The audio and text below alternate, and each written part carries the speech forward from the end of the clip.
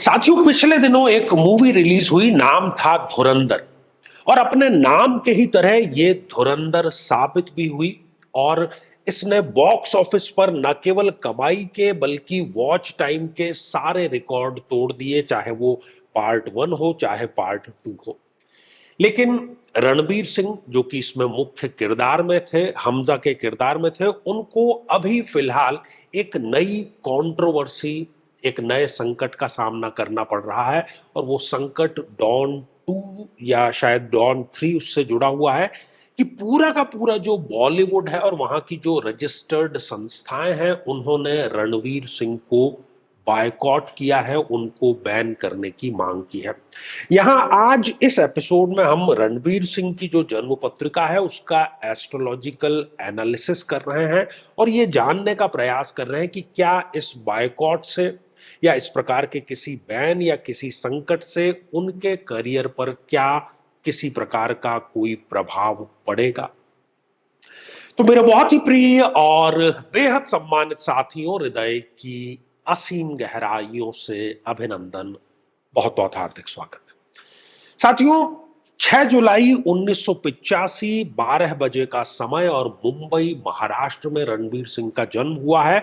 और इस डिटेल के आधार पर जो जन्म पत्रिका है वो कन्या लग्न की ये जन्म पत्रिका आपके समक्ष लग्नेश बुध स्वयं एकादश भाव में जाकर के यहां पर विराजमान हो रहे हैं।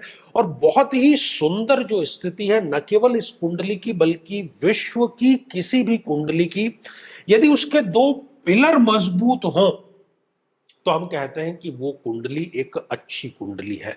यहां पर ये त्रिकोण का पहला जो है, ये है शुक्र का घर। शुक्र स्वयं अपनी ही राशि में विराजमान है। और यहां पर जो 10 नंबर आप लिखा हुआ देख रहे हैं, तो 10 नंबर के जो अधिपति बनते हैं शनिदेव, जिसकी कि इनको अभी महादशा भी चल रही है, वो अपनी उच्च राशि में है। तो एपिसोड के शुरुआत में ही आपको एक बात बता दें कि रणबीर सिंह की जन्म पत्रिका में जो शनिदेव एक अति योग कारक होकर के, और अभी उनको लगभग 10 साल की शनि की महादशा बाकी है। तो कहने का अर्थ केवल इतना सा है कि लगभग लगभग और पूर्ण रूप से अगले 10 साल इनके सिंहासन को, इनके हीरोइज्म को, इनके नायकत्व को कोई भी शक्ति हिला नहीं सकती। चाहे सारी संस्थाएं एक हो जाए, चाहे इंडस्ट्री एक हो जाए, क्योंकि इनके सिर पर शनिदेव का हाथ है। और शनिदेव जो है वो स्थायित्व के कारक है। साथियों, महादशा इनको शनिदेव की चल रही है, 2036 तक अभी वो बाकी है। सबसे पहले मैं बात ही शनिदेव की यहां पर करना प्रारंभ करूंगा कि वो जो भी देते हैं जातक को, वो स्थायी देते हैं, कभी टेम्परेरी नहीं देते। तो फिल्म इंडस्ट्री में जो काम है, फिल्म इंडस्ट्री में जो नाम है, जो ख्याति है, वो इनके लिए स्थायी है। दूसरा, कर्म फल प्रदाता है। हमारे आज से पहले के या पिछले जन्मों के जितने भी कर्म थे, उन सभी कर्मों का फल देने का कार्य शनिदेव का होता है। और संघर्ष करते हुए इन्होंने अपना स्थान बॉलीवुड में स्थापित किया हुआ है। तो आगे भी कोई संशय नहीं, दूर दूर तक, दूर परे तक किसी प्रकार का संदेह नहीं है कि ये अपने संघर्ष के बल पर न केवल बने रहेंगे बल्कि शिखर दर शिखर चढ़ते अवश्य रहेंगे। साथियों, इस जन्म पत्रिका में शनिदेव स्वयं पंचम भाव के लॉर्ड हैं। और पंचम भाव से आकस्मिक धन लाभ हो या आकस्मिक सफलता हो, वो व्यक्ति को मिलती ही रहती है। जब बॉलीवुड में ये सोचा गया कि अब ये चले गए हैं या इनका बुरा दौर चल रहा है, तो इन्होंने अपने काम के माध्यम से, धुरंधर के माध्यम से पुनः अपनी जो उपस्थिति है वो कठोरता पूर्वक यहां पर स्थापित की। तो आकस्मिक। दूसरा, प्रेम संबंधों का ये भाव होने के नाते प्रेम संबंध इनके शादी तक पहुंचे। और संतान सुख का भी ये भाव है, तो संतान सुख भी इनको ईश्वर ने और शनिदेव ने अवश्य ही प्रदान कर दिया है। साथियों, शनिदेव इस जन्म पत्रिका में इस छठे भाव के भी लॉर्ड हैं और योग कारक हैं।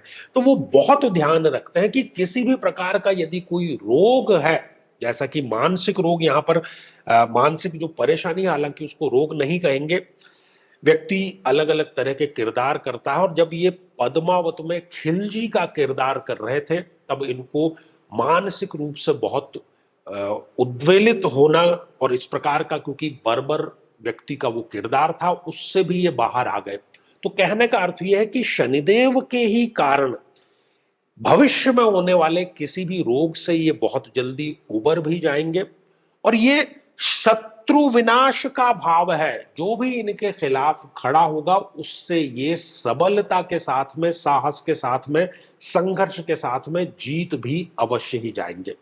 किसी भी प्रकार के यदि नशे का भी व्यक्ति सेवन करता है तो उससे भी वो बहुत जल्दी उबर जाता है। जीवन के जितने कष्टप्रद अध्याय हैं, थोड़ी सी देर, क्योंकि जीवन है तो अच्छा बुरा सारा समय आता ही है, उससे ये उबरने की शक्ति अवश्य दे देता है। साथियों, शनिदेव स्वयं ही यहां पर उच्च राशि के होकर के विराजमान है। ये धन का भाव है, तो धन की कभी कमी ये होने नहीं देगा।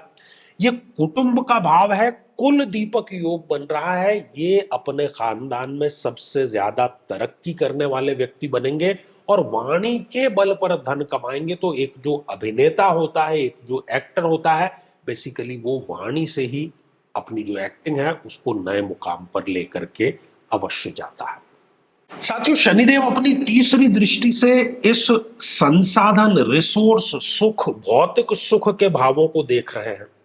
तो जो भी भौतिक संसाधन ये जुटाएंगे, जो भी धन संपदा ये जुटाएंगे, वो स्थायी रहने वाली है। साथियों, शनिदेव अपनी 10वीं दृष्टि से इस एकादश भाव को देखने का कार्य कर रहे हैं, जो कि लाभ का भाव है। तो लाभ की स्थिति सदैव बनी रहेगी और इससे भी बढ़ करके ये भाव इच्छा पूर्ति का भी भाव है। तो व्यक्ति यदि कोई इच्छा करता है, कोई एम्बिशन पालता है, तो संघर्ष के साथ में उसको पूरी भी अवश्य कर डालता है। साथियों, बात करते हैं केतु देव की, जो कि शनि के साथ में ही यहां पर विराजमान है। केतु यहां पर शनि के अनुसार ही पूरा का पूरा परिणाम प्रदान करेंगे, क्योंकि वो शनि के साथ में यहां पर विराजमान है। हालांकि आगे चल करके जीवन के आगे के जब जीवन की संध्या होने को होती है, तब वो थोड़ा सा इनको स्पिरिचुअल फील्ड की तरफ भी आगे बढ़ाने का कार्य करेंगे। केतु की द्वितीय भाव में स्थिति व्यक्ति को ट्रांसफॉर्म करती है। जीवन में जब भी बदलाव आते हैं तो वो बदलाव व्यक्ति बहुत ही सहज तरीके से कर पाता है, जैसा कि रणवीर सिंह भी करते हैं। साथियों, आगे बढ़ते हैं और बात करते हैं गुरुदेव की। गुरुदेव इस जन्म पत्रिका में एक अति मारक ग्रह है और वो यहां पर प्रेम संबंधों के भाव में आकर के विराजमान हो गए हैं। तो विवाह से पूर्व हो सकता है कि इनको प्रेम संबंधों में किसी प्रकार की निराशा जो है वो अवश्य ही प्राप्त हुई हो। और गुरुदेव स्वयं सप्तमेश हैं, इस सप्तम भाव के लॉर्ड हैं। हालांकि सप्तमेश का नीच राशि में जाना इस प्रकार का एक इशारा जरूर करता है कि भविष्य में आगे चल करके दाम्पत्य जीवन में किसी प्रकार के वैचारिक मतभेद आने की प्रबल संभावना है। साथियों, नीच राशि के जो गुरु हैं वो अपनी 9वीं दृष्टि से लग्न को देखने का कार्य कर रहे हैं। तो कार्य की अधिकता के कारण, कारोबार के, व्यवसाय के कारण व्यक्ति कई बार अनिद्रा या इंसोमेनिया जिसको कहता है उसका भी शिकार होते हुए देखा जाता है। साथियों, बात करते हैं चंद्रमा की। और चंद्रमा पुनः एक अति मारक ग्रह है इनकी जन्म पत्रिका में। मारक होकर के वो इस रोग के भाव में विराजमान है। तो जीवन में बार बार और लगातार मानसिक तनाव की स्थितियां वो पैदा करता रहेगा। लेकिन शनि की हमने पूर्व में बात की, वो उससे इनको उबार भी अवश्य देगा। चंद्रमा यहां बैठ करके अपनी 7वीं दृष्टि से इस विदेश के भाव को देख रहे हैं। हालांकि इनकी जो विदेश में बसने की अगर इस प्रकार की कोई मानसिकता है तो वो वहां पर लंबे समय तक नहीं टिक पाएंगे। देर सबेर वो भारत भूमि पर ही अपना जीवन यापन करेंगे, ऐसी ये जन्म पत्रिका जो है वो भविष्यवाणी करती है। साथियों, बात करते हैं शुक्र की। शुक्र के ही व्यवसाय से ये जुड़े हैं और शुक्र इनके बहुत ही फेवर में है। स्वयं ही वो इस भाग्य स्थान पर विराजमान है। शुक्र ने इनको विवाह और दाम्पत्य का सुख दिया, इंडस्ट्री में अपना नाम करने का सुख दिया। भाग्य सदैव इनका साथ देने वाला ही रहेगा। शुक्र यहां पर स्वयं अपना झंडा गाड़ करके विराजमान है।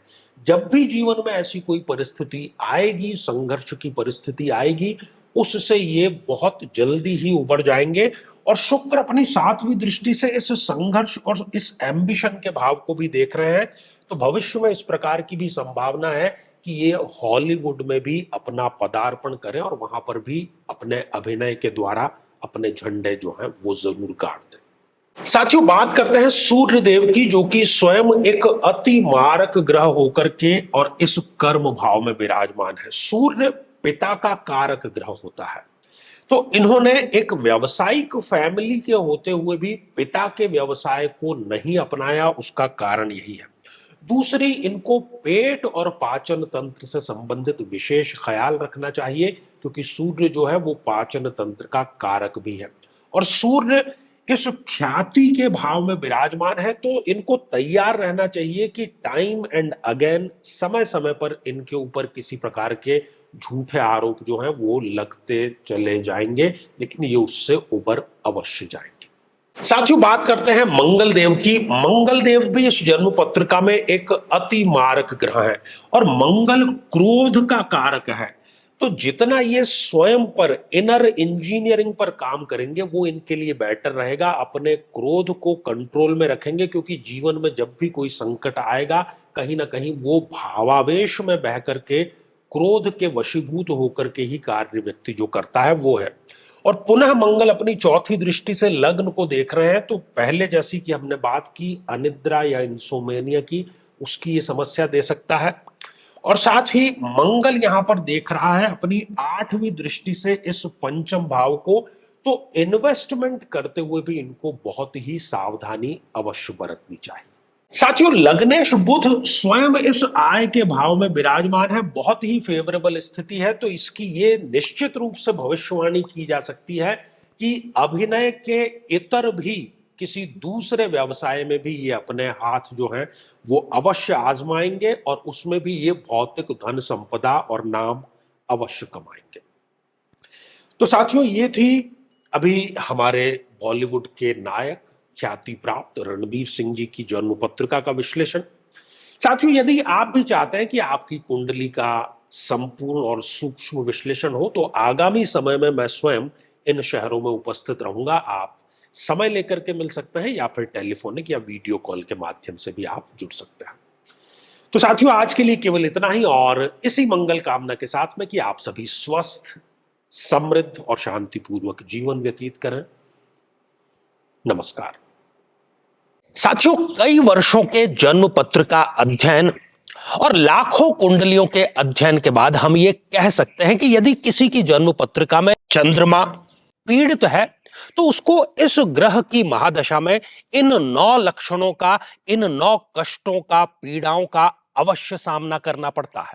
माता को कष्ट या माता से कष्ट, किसी न किसी प्रकार का गुप्त रोग, श्वास रोग, मानसिक रोग, तनाव या डिप्रेशन, अनिर्णय की स्थिति, ओवर थिंकिंग, स्त्रियों को स्त्रीजन्य रोग होना या ऐसी स्थितियां जिसमें कि व्यक्ति एक अज्ञात भय से पीड़ित रहता है। लेकिन साथियों, यदि आप भी इन सभी कष्टों से स्थायी और सटीक मुक्ति प्राप्त करना चाहते हैं, तो उसका तरीका है इस ग्रह की महादशा मंत्र साधना दीक्षा, जो विशेष रूप से आपके नाम, आपकी जन्मतिथि के अकॉर्डिंग की जाएगी। और गुरु दीक्षा के माध्यम से अभिमंत्रित माला भी आपको प्रदान की जाएगी, ताकि न केवल ये सारे कष्ट दूर हों, बल्कि ये पूरी की पूरी महादशा आपके लिए शांतिदायक और सुख समृद्धिदायक साबित हो।